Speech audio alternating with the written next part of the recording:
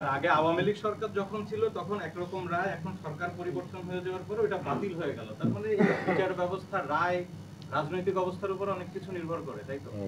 আমি এটা মনে করি না। আপনারাই বলেন, তত্ত্বাবধায়ক সরকার বিলোপ করে যে নির্বাচন হয়েছিল, বাংলাদেশের গণতন্ত্রের যে কবর রচিত হয়েছিল, আর তত্ত্বাবধায়ক সরকার পুনর্বহাল হওয়ার পরে গণতান্ত্রিক পথে বাংলাদেশ, মহাসড়কে বাংলাদেশ হাঁটবে, কোনটা আপনার কাছে গ্রহণযোগ্য, কোনটা জাতির কাছে গ্রহণযোগ্য, সেটা আপনারা বিবেচনা করবেন। কোন রায়টা রাজনৈতিক পক্ষপাত দুষ্ট আর কোন রায়টা আইনি ব্যাখ্যায় বাংলাদেশের মানুষের স্বার্থ রক্ষা করবে, গণতন্ত্র রক্ষা করবে, মানুষের ভোটাধিকার রক্ষা করবে, আইনের শাসন রক্ষা করবে, সাংবিধানিক প্রতিষ্ঠানগুলোকে পুনর্বহাল করবে, সেটা আপনারা বিবেচনা করবেন, জাতি বিবেচনা করবে। এই রায়কে গণতান্ত্রিক নয়, এটা হলো আইনি রায়।